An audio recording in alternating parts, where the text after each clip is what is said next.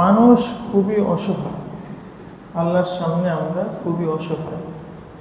এমনিতেও মানুষ খুব হেল্পলেস, আমরা সত্যি সত্যি খুবই অসহায়। দেখেন, গত কয়েকদিন ধরে বৃষ্টি হচ্ছে, আমাদের কি কিছু করার আছে? কিচ্ছু করার নেই। আল্লাহকে এক ডাক আসা যে আল্লাহ তুমি বৃষ্টি কম দেও, ফসলের ক্ষতি থেকে আমাদেরকে বাঁচাও, এই কথা বলা ছাড়া এমন কোনো যন্ত্র আবিষ্কার হয়েছে যে বৃষ্টি কমাতে পারবে, ভূমিকম্প ঠেকাই দিতে পারবে? মানুষ খুবই অসহায়, সত্যি সত্যি খুবই অসহায়। তো এই দুনিয়াতেই আমরা এরকম অসহায়, বিচারের মাঠে যখন মানুষ দাঁড়াবে তখন মানুষ কি পরিমাণ অসহায় হবে, পরিস্থিতি কিরকম হবে একটু ভাবা যায়, চিন্তা করা যায়। লিল্লাহিল ওয়াহিদিল কাহ্হার, সেদিন আল্লাহ বলবে যে আজকের এই দিনের একমাত্র মালিক আমি আল্লাহ। কাহ্হার নাম উনি যেদিন ধারণ করেন। তো বিচারের সেই কঠিন সময়ে এমন কিছু কাজ রয়েছে যেই কাজগুলো মানুষের পাশে এসে দাঁড়াবে, মানুষকে রক্ষা করার জন্য, মানুষের উপকারে আসবে, মানুষের পাশে এসে দাঁড়াবে। তো তেমনই একটি কাজ, তেমনই একটি আমল, তেমনই একটি বিষয়, এটা নিয়ে আমরা একটু আলোচনা করব। আমাদের অনেকের ধারণা যে আমার তো নাই, আমি কোত্থেকে কি করব, কি দেব, এই বিষয়টা আমরা একটু সংক্ষেপে একটু বলার চেষ্টা করব।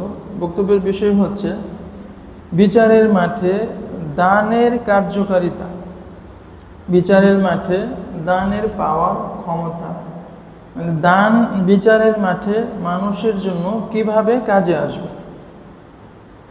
সম্মানিত উপস্থিতি, এই বিষয়ে কয়েকটি কথা ইনশাআল্লাহ আমরা বলবো। তাহলে প্রথমত আমরা যেটা দেখি যে মানুষের মুক্তির প্রধান দুইটা বিষয় হচ্ছে ঈমান এবং নেক আমল, আমলের সলেহ। মূল হচ্ছে ঈমান, এটার পরে হচ্ছে আমলের সলেহ। যতগুলো আমলের সলেহ মানে ভালো কাজ রয়েছে তার মধ্যে অন্যতম একটি হচ্ছে দান। দান এটা দুই রকমের হতে পারে, একটা হচ্ছে বাধ্যতামূলক দান আর একটা হচ্ছে স্বেচ্ছায় দান। তো বাধ্যতামূলক দান যেটা, এটা যদি আমরা না করি তাহলে আমরা গুনাহগার হব, বিরাট অসুবিধা হয়, আল্লাহর আদেশ অমান্য করা হয়। বাধ্যতামূলক দানের অন্যতম একটা হচ্ছে যাকাত, যার মাল হবে নেশাব পরিমাণ তাকে যাকাত দিতে হবে, এটা এক। দ্বিতীয় হচ্ছে যাকাতুল ফিতর, যেটাকে বলে সদকাতুল ফিতর, রোজার ঈদে রমজানের পরে আমরা যেটা দেই, এটা বাধ্যতামূলক দান। আর একটা হচ্ছে মান্যতের দান, যেমন কেউ মানলো যে আমার যদি এটা হয় আমি এটা দিব, মানে অথবা মানত করলো সে, এই মানতের দান বাধ্যতামূলক। আরেকটা হচ্ছে কাফারার দান। অনেক সময় আমাদের উপর নানান কাজ করার পরে কাফারা ওয়াজিব হয়ে যায়, তো এই কাফারার ওইটার দান, এটা বাধ্যতামূলক। এইগুলো হচ্ছে বাধ্যতামূলক, এটা করতেই হবে, আমরা এটা করতে বাধ্য।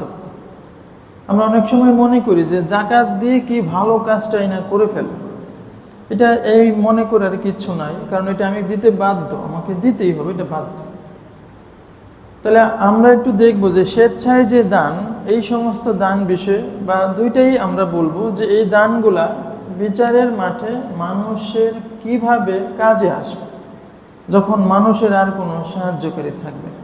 সেই একটা কঠিন পরিস্থিতি যেদিন মুখোমুখি মানুষকে ফেস করতে হবে। তো তার মধ্যে এক নম্বরে আমরা দেখব হচ্ছে যে দান মানুষের মাথার উপর ছায়া হয়ে প্রথম যে কাজটা হবে, দান বিচারের মাঠে যখন পরিস্থিতি খুবই কঠিন, সূর্য যখন মানুষের মাথার উপর এসে যাবে, সবাই যখন প্রচণ্ড ভয়ে কাঁপতে থাকবে, এমন পরিস্থিতিতে মানুষের দান মানুষের মাথার উপর ছায়া হিসেবে এসে হাজির হবে। এটা আল্লাহ আমাদেরকে জানাচ্ছেন কোরআন এবং হাদিসে, আমরা দেখব।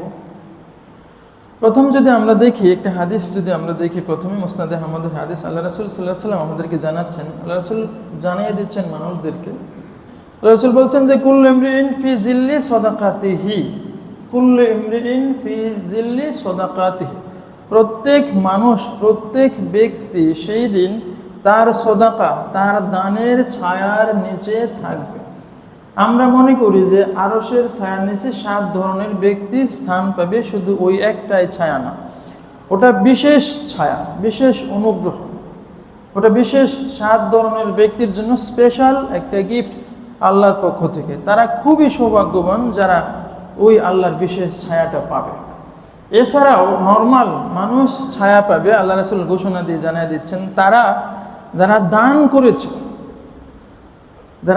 করেছে, আল্লাহ রাসূল অন্য জায়গায় বলেছেন আস-সাদাকাতু বুরহানুন, দান হচ্ছে মানুষের দলিল, মানে এটা ডকুমেন্ট আছে। তো আল্লাহ রাসূল বলতেছেন যে প্রত্যেক মানুষ কুল্লু ইমরিন ফি জিল্লি সাদাকাতিহি, প্রত্যেক ব্যক্তি তার দানের ছায়ার নিচে বিচারের মাঠে থাকবে। কতক্ষণ? হাত্তা ইয়াকুযা বাইনান নাস, যতক্ষণ পর্যন্ত মানুষের মাঝে বিচার ফয়সালা শেষ না। বিচারের মাঠ অনেক লম্বা হবে, আমরা জানি, বিচার ফয়সালা চলতে থাকবে, অপেক্ষা থাকতে হবে। আমরা ডাক্তারের সিরিয়ালের ওইখানে গিয়ে দাঁড়াইলে আমাদের অস্থির হয়ে যায়। তো বিচারের মাঠ যখন এরকম অসংখ্য বান্দার বিচার হবে, কতগুলো উম্মত, কতগুলো নবী রাসূল, সবগুলো উম্মতের বিচার হবে, এই লম্বা দীর্ঘ সময় অতিক্রম করতে হবে। আল্লাহ রাসূল বলতেছেন যে যতক্ষণ পর্যন্ত মানুষের মধ্যে বিচার ফয়সালা শেষ না হবে, ততক্ষণ পর্যন্ত মানুষ তার দানের ছায়ার নিচে আশ্রিত থাকবে। এই সম্পর্কে একটা আয়াত যদি আমরা দেখি, সূরা বাকারায় 274 নম্বর আয়াত আপনি যদি পড়েন দেখবেন আল্লাহ জানাচ্ছেন, আল্লাহ বলছেন আল্লাযীনা ইউনফিকুনা আমওয়ালাহুম বিল-লাইলি ওয়ান-নাহারি, আল্লাযীনা ইউনফিকুনা আমওয়ালাহুম, সেই সমস্ত ব্যক্তি যারা তাদের ধন সম্পদ মালকে ব্যয় করে দিনে এবং রাতে। এরপরে বলা হচ্ছে ওয়াসিররা ওয়া আলানিয়াতা, গোপনে অথবা প্রকাশ্যে। 4টা কথা বলা হলো। আল্লাহ বলতেছেন যে সমস্ত মানুষ দিনে এবং রাতে দান করে অথবা প্রকাশ্যে এবং গোপনেও দান করে, ফালাহুম আজরুহুম ইনদা রব্বিহিম, এই সমস্ত মানুষগুলোর জন্য তাদের রবের কাছে রয়েছে প্রতিদান, বিনিময়। ওয়ালা খাউফুন আলাইহিম ওয়ালা হুম ইয়াহজানুন, কি সুন্দর, ওয়ালা খাউফুন আলাইহিম, মানে একটা নিশ্চয়তা, গ্যারান্টি দিচ্ছেন আল্লাহ। ওয়ালা খাউফুন আলাইহিম, এই সমস্ত লোকদের কোনো ভয় থাকবে না। ওয়ালা খাউফুন আলাইহিম ওয়ালা হুম ইয়াহজানুন, তাদের চিন্তা করারও কিছু থাকবে না। যখন মানুষ প্রচণ্ড ভয়ে কম্পিত অবস্থায়, বিচার কি হবে না হবে, সবাই খুব পেরেশানি, টেনশন, পরকাল, মৃত্যুর পরের থেকেই তো শুরু। এই যে আল্লাহ ঘোষণা দিচ্ছেন যে যেই মানুষগুলা দিনে এবং রাতে অথবা প্রকাশ্যে এবং গোপনে দান করে, এই মানুষগুলার কোনো ভয় নাই এবং তারা সেদিন চিন্তিত হবে না, আতঙ্কিত হবে। ধরেন একটা এক্সাম্পল যদি আমরা বলি, একটা উদাহরণ ধরেন, একজন লোক, গরিব দরিদ্র মানুষ, সে দিনে যা উপার্জন করে ওইটা উপার্জন দিয়ে তার পরিবারটা চলে। এমন দিন যায়, ইনকাম থাকে না, খুব কষ্ট করে তাকে দিন অতিক্রম করতে হয়। পৃথিবীতে এরকম অনেক মানুষ রয়েছে। তো একদিন দেখা গেল এই লোকটা একটা রুটি, তার নিজের জন্য একটা রুটি রয়েছে, এটা সে খাবে, তারও ক্ষুধা আছে। তো সে দেখলো যে তার থেকে আরো ক্ষুধার্ত, আরো অসহায় আরেকজন মানুষ। তো তখন সে ভাবছে, ধরেন যে এই রুটিটা কি আমি খাবো নাকি ওকেই দেব। তো হঠাৎ তার মনে হলো যে না, আল্লাহর সন্তুষ্টির জন্য আমি এই লোকটাকে এই রুটিটা দিয়ে দিলাম, খেয়াল করতে। তো সে কোনো মতো কষ্ট করে দিনটা পার করলো। একটা সময় সে বিচারের মাঠে উপস্থিত হলো। ধরেন আমরা অনুমান করতেছি, কল্পনা করতেছি, একটা সময় সে বিচারের মাঠে উপস্থিত হলো। সব মানুষ প্রচণ্ড ভয়ে কম্পমান, সূর্য যার যার মাথার উপরে। সেই দিন সবাই পেরেশানিতে আছে, কার বিচার কি হবে, কার হিসাব কি হবে, হিসাব কঠিন হবে নাকি সহজ হবে, মারাত্মক একটা পরিস্থিতি। এই লোকও খুব কম্পিত অবস্থা এবং সে ভাবছে আমার তো তেমন ভালো কিছু নয়, আমি তো তেমন কিছু করতেও পারি। হঠাৎ করে দেখলো যে তার মাথার উপর একটা ছায়া তৈরি হয়েছে। তো সে তখন হয়তো জিজ্ঞাসা করলো যে এইটা কি। তখন তাকে হয়তো বলা হলো যে তুমি সেই দিন যে একটি রুটি দিয়েছিলে, তোমার সেই রুটির দান যা তুমি আল্লাহর জন্য করেছিলে, ওইটা আজকে ছায়া হিসেবে তোমার উপর এসে দাঁড়িয়েছে। তো তখন তার কেমন লাগে? যে কাজটা আল্লাহর জন্য করে সেটার বিনিময় তো আল্লাহ ফেলে রাখবেন না, সেটার বিনিময় তো আল্লাহ দিবেন। হতে পারে একটা রুটি। সম্মানিত উপস্থিতি, আমরা মনে করি যে আমার তো টাকা নাই, আমি দিব কোত্থেকে। এইটা একটা ভুল ধারণা। সবচেয়ে উত্তম দান হচ্ছে সেইটা যেটা নিজের প্রয়োজনের সময় দেওয়া হয়। মানুষের যখন প্রচণ্ড প্রয়োজন থাকে, আপনার খুবই প্রয়োজন, এমার্জেন্সি, আপনার খুবই প্রয়োজন, খুবই দরকার, সেই সময় আপনি আল্লাহর সন্তুষ্টির জন্য আপনার থেকেও আরও দুর্দশায় আছে তাকে দিচ্ছেন। মানে কি? মানে এখানে ত্যাগ, মানুষের ত্যাগ, স্যাক্রিফাইস, আল্লাহর সন্তুষ্টির জন্য দেওয়া এবং সহমর্মিতা, হৃদয়ের ঔদার্য, বরত্ব, এইগুলো প্রকাশ পায়। এটা আল্লাহ খুবই পছন্দ করে। সম্মানিত উপস্থিতি, তাহলে আমরা যে কথা বলতেছিলাম যে বিচারের মাঠে দান কিভাবে আমাদের সামনে এসে উপস্থিত হয়, তার মধ্যে একটা আমরা বললাম যে বিচারের মাঠে দান মানুষের ছায়া হয়ে, মানুষের সামনে, মানুষের মাথার উপর ছায়া হয়ে মানুষের প্রোটেক্ট, এটার জন্য কাজ করবে বিচারের মাঠে মানুষের দান। এরপরে আমরা যদি বলতে চাই যে সবচেয়ে উত্তম দান কোনটা, সবচেয়ে উত্তম দান, আল্লাহ রাসূল সাল্লাল্লাহু আলাইহি ওয়াসাল্লাম হাদিসে আমাদেরকে জানাচ্ছেন যে সবচেয়ে উত্তম দান কোনটা। সহিহ হাদিস, আল্লাহ রাসূল সাল্লাল্লাহু আলাইহি ওয়াসাল্লাম বলতেছেন যে সবচেয়ে উত্তম দান হচ্ছে গোপন দান। যে মানুষ গোপন দান করে, গোপনে দান করলে একটা সুবিধা হয় যে রিয়া প্রকাশ পায় না, অহংকার প্রকাশ পায়, লোক দেখানোর সম্ভাবনা আমাদের থাকে না। তো আল্লাহ রাসূল সাল্লাল্লাহু আলাইহি ওয়াসাল্লাম আমাদেরকে জানাচ্ছেন, আল্লাহ রাসূল বলতেছেন যে 7 ধরনের ব্যক্তি আল্লাহর আরশের ছায়ার নিচে স্থান পাবে, তার একটার কথা আল্লাহ রাসূল আমাদেরকে জানাচ্ছেন। আল্লাহ রাসূল বলতেছেন ওয়া রাজুলুন তাসাদ্দাকা বিসাদাকাতিন ফাআখফাহা, ওয়া রাজুলুন তাসাদ্দাকা বিসাদাকাতিন ফাআখফাহা। ওই ব্যক্তি, যে ব্যক্তি তার দানটাকে করলো এবং সেটা সে গোপন রাখলো, এবং এমনভাবে দান করলো যে তার বাম হাতে বা ডান হাতে দান করলে বাম হাত টের পেল না, এমনভাবে যে ব্যক্তি দান করলো, এই ব্যক্তি বিশেষ ছায়া, ওই নর্মাল যে ছায়া আছে দানের ছায়া, এটা ছাড়াও তার জন্য আরও আল্লাহর আরশের নিচে যে ছায়া, এইটা সে পাবে, বিশেষ ছায়া পাবে। এর সম্পর্কে একটি আয়াত আমরা দেখি সূরা বাকারায়, সূরা বাকারায় 271 নম্বর আয়াত। আল্লাহ আমাদেরকে জানাচ্ছেন দানের আরেকটি যেটা গুরুত্বপূর্ণ বিষয়, সেটা হচ্ছে দান মানুষের পাপ মোচন করে দেয়। দান মানুষের পাপকে মোচন করে দেয়। এখানে একটা হাদিস আছে, আল্লাহ রাসূল সাল্লাল্লাহু আলাইহি ওয়াসাল্লাম আমাদেরকে জানাচ্ছেন, একটা উদাহরণ দিচ্ছেন সাহাবীদেরকে, যে দান মানুষের পাপকে এমনভাবে মুছে দেয় যেইভাবে পানি আগুনকে মুছে দেয়।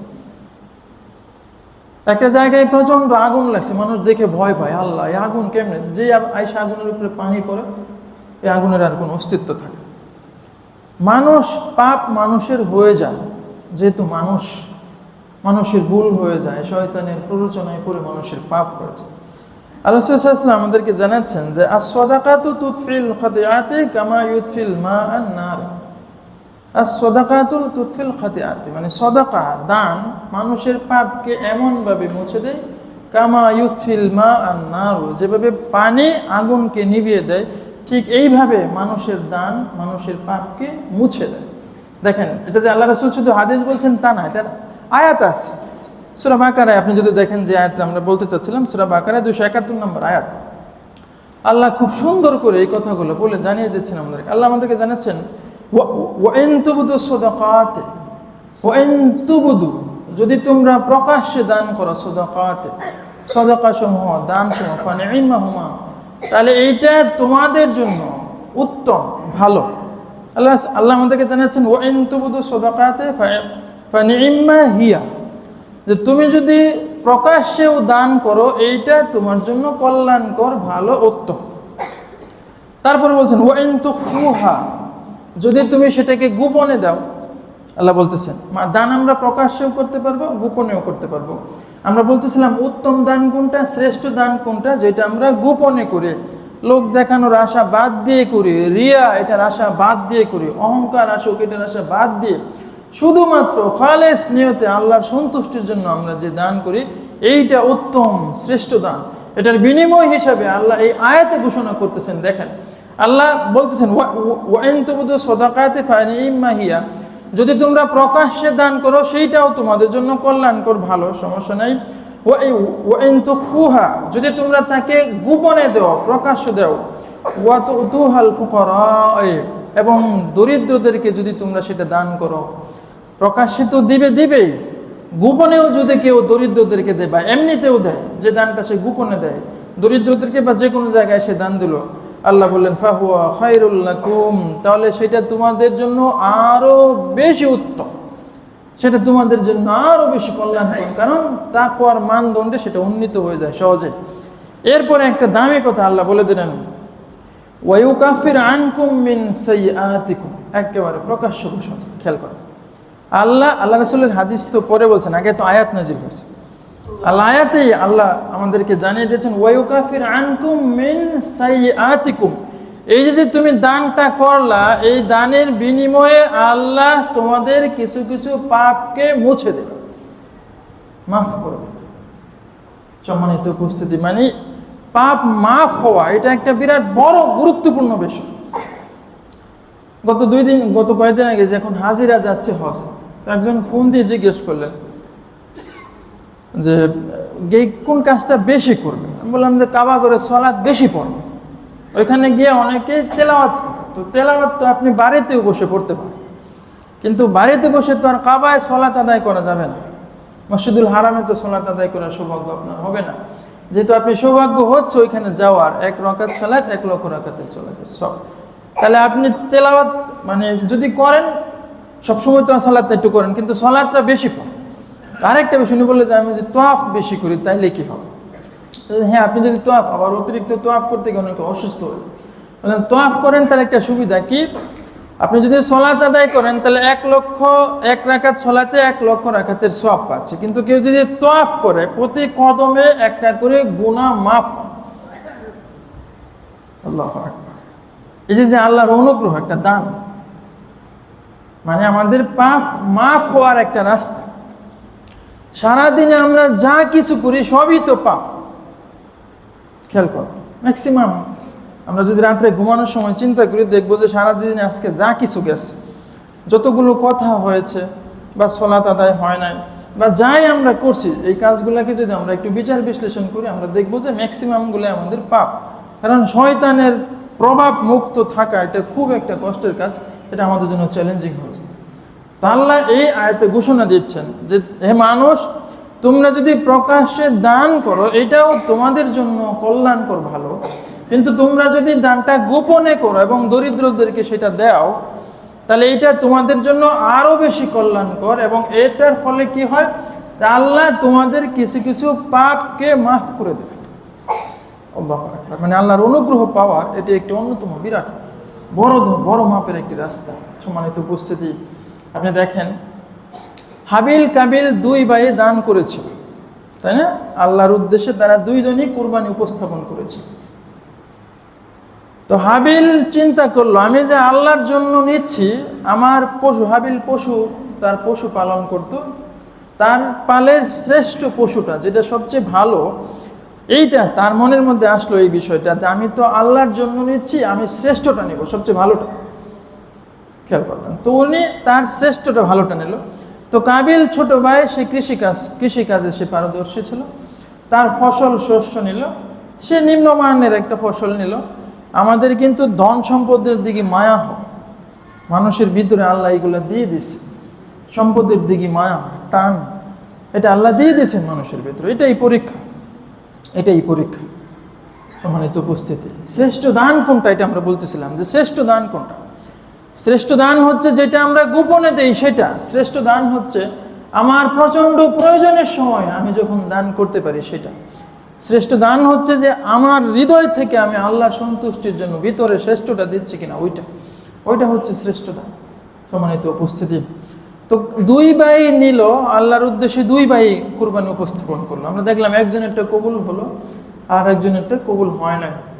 হাবিল যেহেতু শ্রেষ্ঠটা, তার হৃদয়, আল্লাহ তো অন্তর দেখেন, আমি আপনি দিলেই কি দিব, 5 কোটি 10 কোটি 20 কোটি 100 কোটি 2000 কোটি, তা আল্লাহর সামনে তো পুরা পৃথিবী মরা মাছির পাখার থেকে তুচ্ছ।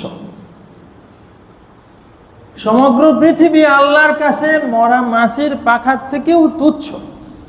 তো আমি আপনি আল্লাহকে কি দিব, কত দিব, কত দিয়ে আল্লাহকে সন্তুষ্ট করা যায় না। আল্লাহকে সন্তুষ্ট করা যায় হৃদয় দিয়ে, কি দিচ্ছি, আমি কি আমার হৃদয়টা দিচ্ছি কিনা, আমার ওইটা আমি দিচ্ছি কিনা। আমার প্রচণ্ড প্রয়োজন, তখন একজন এসে আমার সামনে দাঁড়াইছে, তো আমি আমার প্রয়োজন না মিটিয়ে ওই ভাইয়ের প্রয়োজন যখন পূরণ করব, এইটা আল্লাহ খুব দেখেন। এটা পবিত্র কোরআনে এইভাবে আল্লাহ বলে দিচ্ছেন যে তোমরা যখন গোপনে করো তখন এই দানগুলা আরও বেশি গ্রহণীয়, আরও বেশি উত্তম। সম্মানিত উপস্থিতি, তাহলে আমরা দেখলাম যে হাবিলের দান কবুল হয়েছিল, কাবিলের দান কবুল হয় নাই, কারণ তার দানে ত্রুটি ছিল। কি ত্রুটি? সে একটা যেন তেন একটা নিয়ে গিয়েছিল, ভিতরে ছিল তোমার দিলাম, কিন্তু তার ভাই অপর পক্ষে নিয়েছিল শ্রেষ্ঠটা। আমি যেহেতু আল্লাহকে দিচ্ছি, শ্রেষ্ঠটা দিচ্ছি, ওর কুরবানিটা কবুল হলো। আমরা দেখি ইব্রাহিম আলাইহিস সালামের উদাহরণ, এই যে সামনে আসবে খুতবাগুলোতে কথা বলা হবে। ইব্রাহিম আলাইহিস সালাম যখন স্বপ্নে দেখলেন যে শ্রেষ্ঠ জিনিসটা দিতে হবে, শ্রেষ্ঠ জিনিস, উনি দেখলেন যে না, আমার শ্রেষ্ঠ জিনিস তো আমার সন্তান, আমার প্রিয় জিনিসটা তো আমার সন্তান, যেহেতু বার্ধক্যে জন্ম নিয়েছে, এটা কত আকুতি, কত চাওয়ার পর একটা সন্তান, তো উনি মনে করলেন এইটাই দিবে। সম্মানিত উপস্থিতি, আমরা মসজিদে সবাই দেই, আমরা মসজিদে কিন্তু দান করি। অনেক মানুষ এই মসজিদে টাকা দেয়, বাক্সতে দেয়, অনেকে চুপে চুপে ওইখানে এসে দিয়ে দেয়, অনেকেই কিন্তু প্রকাশ করে না, এমনিতেও দেয়। আমরা দেই, যেহেতু আমরা এই কাজটা করতেই পারি। এখন ফসলের সিজন আসছে, আমরা যদি মনে করি, দেখেন আপনার কাছে মসজিদ কর্তৃপক্ষ যাবে ফসলের জন্য, যায়, কিন্তু আপনি যদি মনে করেন যে না, আমারটা আমি সুন্দর করে নিয়ে দিয়ে আসলাম, দুইটা কি এক জিনিস হয়? বাড়ি থেকে গিয়ে জোর করে আনা, চোখ শরমে দেওয়া, আর আপনি নিজ গরজে আল্লাহর জন্য ভালোবাসা নিয়ে আপনি মসজিদে দিয়ে গেলেন, এই দুইটা কি কোনোদিন এক হবে? এক হয়? ধরেন আমরা 10 জন কয়েকজন বাড়িতে গেল, আপনি অনেক সময় চোখ শরম, জমুক আসছে, দান কম দিলে কেমন দেখা যায়, আপনি দিলেন, কিন্তু আমি নিজে যখন নিয়ে আসি দেই, এইটাতে আল্লাহর প্রতি যেটা আল্লাহর জন্য হয় সেটার বিনিময় এরকম। সম্মানিত উপস্থিতির জন্য আমরা যে কথাটা বলতেছিলাম যে দান, আমরা বলতেছিলাম বক্তব্যের বিষয় ছিল যে বিচারের মাঠে দান কিভাবে মানুষের সামনে এসে হাজির হবে।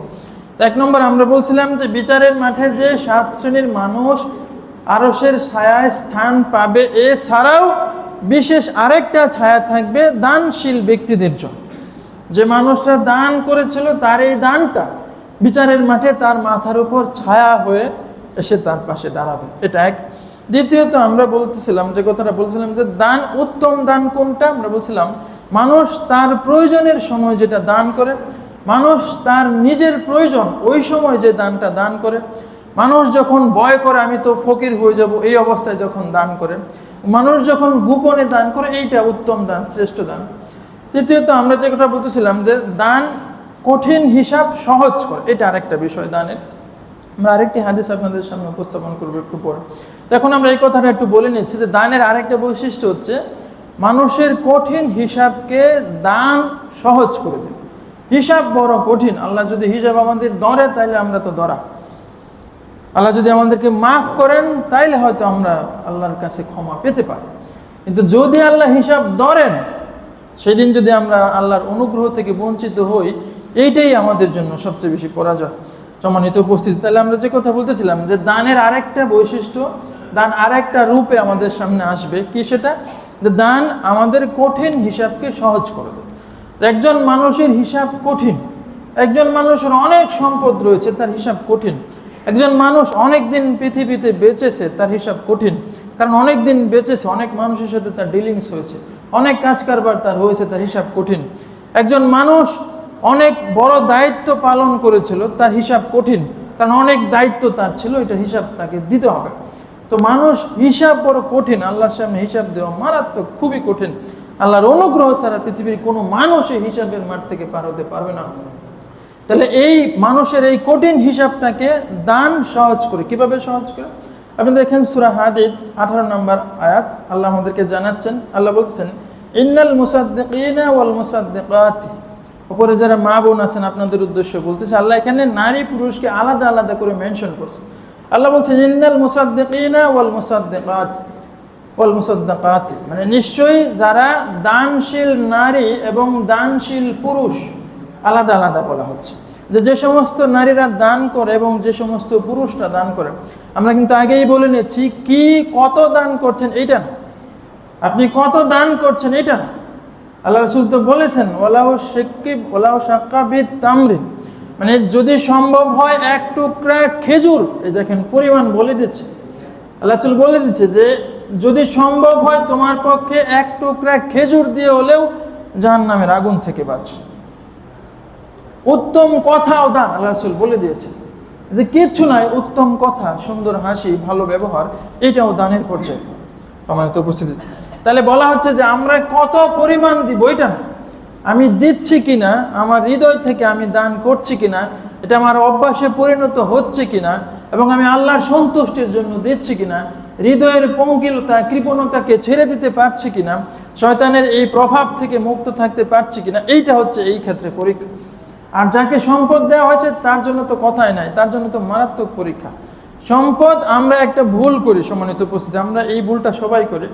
আমরা মনে করি যে আমরা কষ্ট করে সম্পদ উপার্জন করেছি, এটা একটা ভুল ধারণা, একটা নিছক একটা ভুল ধারণা। কষ্ট পৃথিবীতে প্রায় সবাই করে, অনেক মানুষই কষ্ট করে, কিন্তু সবাই সম্পদের মালিক হতে পারে না। যারা অনুগ্রহ প্রাপ্ত, আল্লাহ যাদেরকে অনুগ্রহ করেছেন, আল্লাহ যাদেরকে সম্পদের জন্য কবুল করেছেন, তারা সম্পদের মালিক হয়। এটা একটা পরীক্ষা। আল্লাহ কাউকে ধন দিয়ে পরীক্ষা করেন। আল্লাহ বলেছেন জুইনা লিন-নাসি হুব্বুশ শাহাওয়াতি মিনান নিসাই ওয়াল বানিনা ওয়াল, একটা লম্বা আয়াত। মানুষের জীবনকে আমি এইগুলা দিয়ে সাজাইছি, এক একজনকে এক একভাবে আল্লাহ পরীক্ষা করেন। সম্মানিত উপস্থিতি, তাহলে আমরা কত দিব এটা না, আমরা কি দিচ্ছি, হৃদয় থেকে কি দিচ্ছি। হতে পারে 1টা টাকা, হতে পারে 5টা টাকা, হতে পারে একটা খেজুর, কিন্তু আমি আল্লাহর সন্তুষ্টির জন্য দিচ্ছি কিনা, আমার প্রয়োজন যখন তখন আমি আমার সংকীর্ণতাকে দূর করে দিতে পারছি কিনা, এইটা আল্লাহ দেখেন, অন্তর দেখেন আল্লাহ। তাহলে এখানে আমরা দেখতেছিলাম যে দান কিভাবে কঠিন হিসাবকে সহজ করে।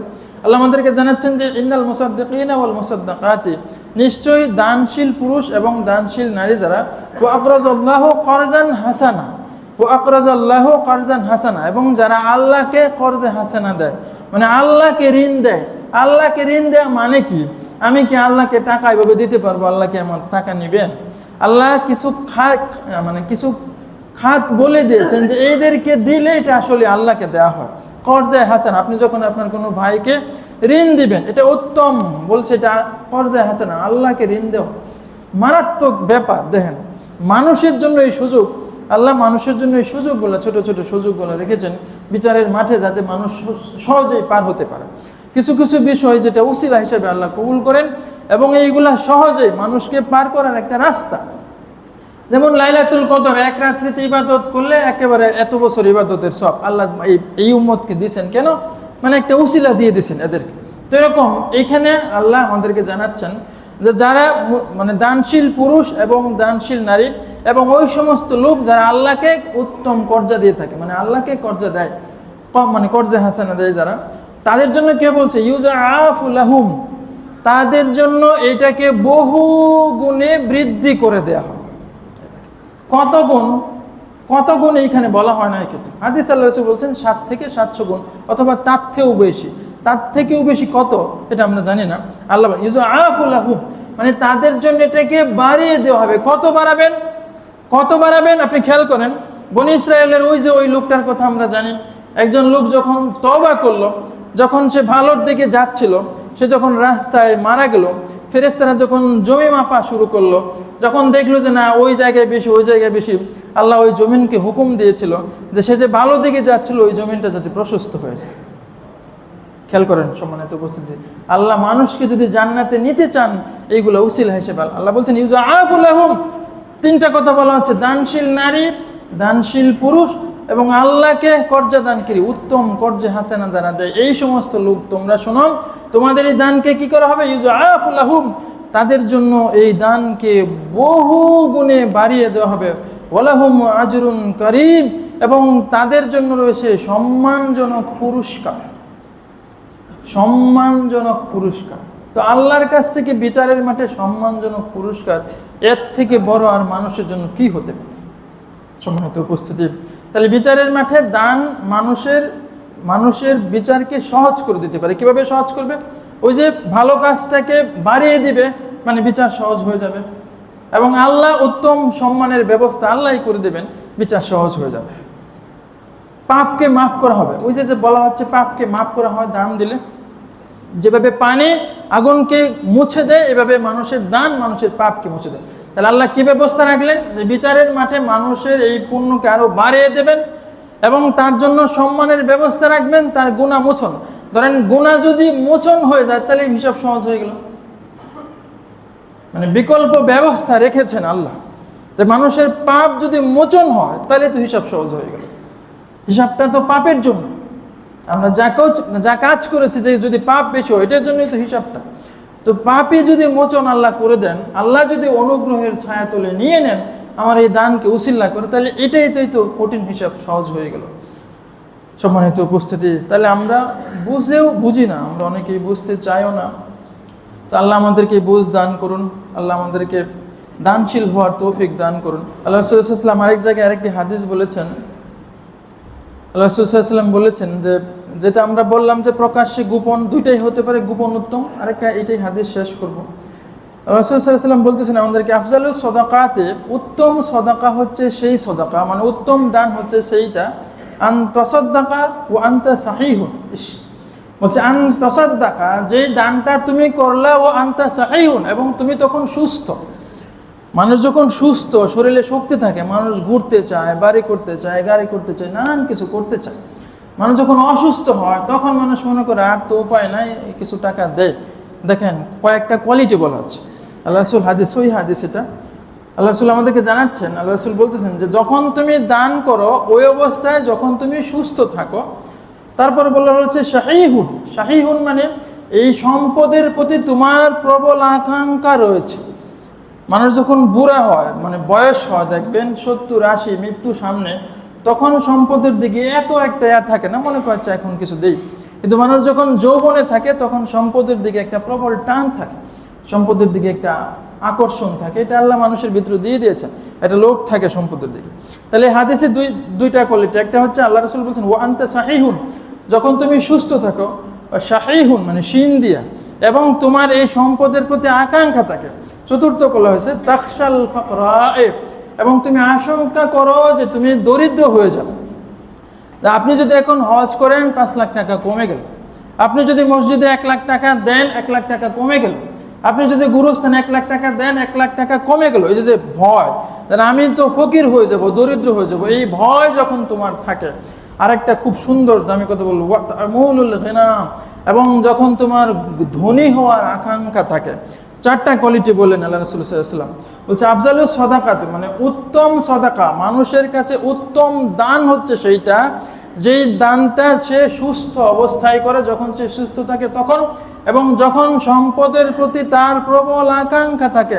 আল্লাহ যেহেতু মানুষ বানাইছেন, তাহলে আল্লাহর মানুষের ভিতরের বৈশিষ্ট্য তো আল্লাহ জানেন, মানুষের ভিতরে সম্পদের জন্য আকাঙ্ক্ষা থাকবে।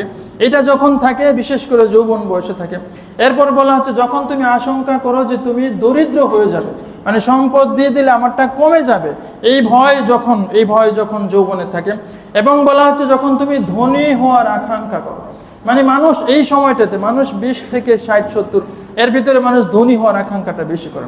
এই সময়ে, এই পরিস্থিতিতেও যখন মানুষ আল্লাহর সন্তুষ্টির জন্য দান করে, আল্লাহ রাসূল বলছেন এই দানটা হচ্ছে তার শ্রেষ্ঠ দান, উত্তম দান।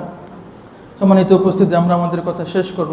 আমরা যে কথা বলতেছিলাম যে অনেক ইবাদত আল্লাহ অনেকভাবে আমাদেরকে দিয়েছেন, দান হচ্ছে একটা অন্যতম ইবাদত।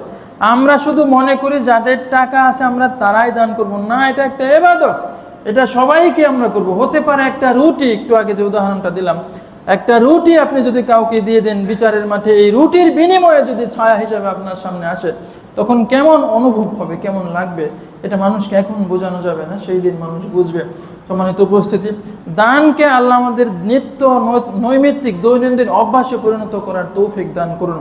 আমি আপনি কত দিচ্ছি এইটা বিষয় না, আমি আপনি কি দিচ্ছি, হৃদয় থেকে দিচ্ছি কিনা, আল্লাহ সন্তুষ্টির জন্য দিচ্ছি কিনা, এইটা আল্লাহ দেখেন।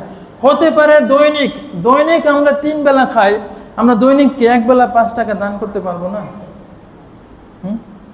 আপনি বাড়িতে বলে রাখবেন যে কোনো ফকির যদি আসে, ভুলেও কোনো ফকিরকে ফিরাবা না। 1 মুষ্টি চালও যদি হয় ওইটাও দান, এক কাপ চালও যদি হয় ওইটাও দান। আপনার কোনো টাকা নাই, দেখবেন 5 টাকা 10 টাকা পকেটে এমনিতেই আছে।